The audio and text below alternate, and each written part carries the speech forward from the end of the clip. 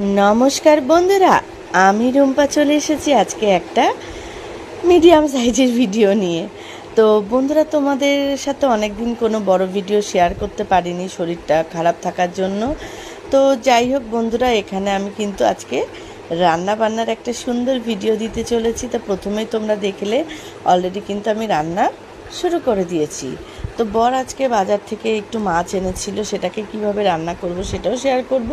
আর এখানে দেখো, বরের ওপর রাগারাগি করছিলাম যে ঘরে সবজি থাকতে আবার কেন তুমি সবজিগুলো নিয়ে এসছো।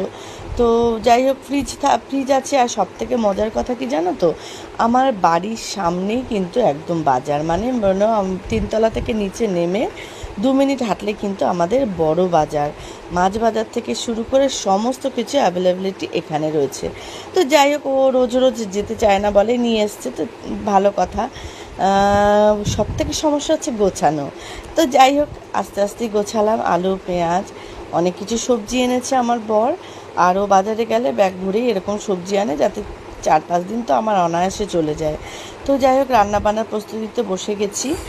আর কি রান্না করব, তো মাছ তো রান্না করতেই হবে। আর আরেকটা জিনিস, এই দেখো, এখানে আমি কাঁকরোল কেটেছিলাম, একটু গোল গোল করে কাঁকরোল ভাজা করব, উচ্ছে কাঁকরোল ভাজা। আর এখানে আলু কেটে রেখেছি মাছের ঝোলের জন্য। আর এইটা দেখো, গাঁঠি। আগের দিন মা বাজারে আমি গেছিলাম বাজারে এক ছেলেকে পড়তে দিতে। তো সেই সময় সাদা গাঁঠি পেয়ে আমি গাঁঠি নিয়ে এসেছিলাম, মা কেটে রেখে গেছিলো। আর একটু ওল ছিল, ওলটাও ভাতে দিয়ে দিয়েছিলাম।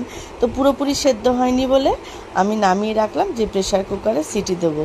তো না, ভাবনা চিন্তা করে আমি কিন্তু আবার ওলটা ভাতেই সেদ্ধ দিয়েছিলাম। লাস্টে দেখলাম না, ভাপে হয়ে গেছে। তো যাই হোক, এখানে দেখো বসে গেছে কাঁকরোল ভাজা, উচ্ছে ভাজা, আর এখানে বসে গেছে মাছ, লাস্টে করছি মাছ ভাজা। তো আগে আমি রান্না করে নিয়েছিলাম কিন্তু আলু গাঁঠিটা। তা তোমরা দেখো, আলু গাঁঠিটা কিন্তু আমি একদম শুকনো করে বড়ি ভেজে করেছিলাম। আর মাছের ঝোলটা করছি খুব সাধারণভাবে, তবে না, সাধারণ বলবো না, আমি ওই এটার ক্ষেত্রে একটু পেস্ট ব্যবহার করেছি। রসুন, টমেটো, কাঁচা লঙ্কা আর একটু টক দই ব্লেন্ড করে দিয়েছিলাম। তো যাই হোক, এটাই দেখাচ্ছিলাম তোমাদের। আর সঙ্গে আমি একটু কড়াইতে জিরা টেলে নিয়ে সেই জিরাটা একসঙ্গে পেস্ট করেছি। আর সঙ্গে এই দেখো, টক দইটাও কিন্তু দিয়ে দিয়েছিলাম, যাতে একটু কালিয়া কালিয়া টাইপের হয়।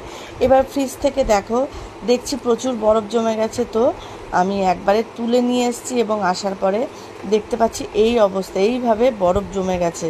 তো প্রথমবার এই ফ্রিজটা আমি একটু যখন ঠিক করলাম, নতুন কম্প্রেসার লাগানো হয়েছে, প্রচুর ঠান্ডা হয়ে যাচ্ছে। আর দুদিন অন্তর অন্তরে আইস জমে যায়। তো এই সুযোগে আমিও একটু মুখের যত্ন করে নিলাম, ওদিকে আমার মাছের ঝোল হচ্ছিল। তো এই হচ্ছে আমাদের রোজকার জীবন। তো যত কষ্টই হোক, শরীর টরীর খারাপ থাকলেও কিন্তু আমাদের রান্না বান্না করে সংসারে কাজ কিন্তু সামলাতেই হয়, তাই না? তো যাই হোক, এই দেখো। আর ওদিকে আমার এখন বাজে ঘড়িতে 2:10, আমার ছেলে পরীক্ষা দিতে যাওয়ার জন্য রেডি। ওদের অ্যাকচুয়ালি দুপুরে পরীক্ষা হচ্ছে, 2:30 থেকে 3:30 পর্যন্ত হবে। তো ও আমাকে প্রণাম করছে, বলছে মা পাটা বাড়াও। কি করি বলো, প্রণাম তো নিতেই হয়, নাহলে ছেলের আবার পরীক্ষা ভালো হবে না, মন ভালো লাগবে না। তো দুষ্টু ছেলে আমার পরীক্ষা দিতে চলে যাচ্ছে। তো অবশেষে চলে এলাম মেনু নিয়ে। এই দেখো, এখানে আমি ওলটাকে তেঁতুল দিয়ে, কাঁচা লঙ্কা দিয়ে, সরষের তেল দিয়ে মেখেছি সুন্দর করে। কাঁকরোল ভাজা, উচ্ছে ভাজা, ভাত তো আর দেখানোর প্রয়োজন পড়ে না।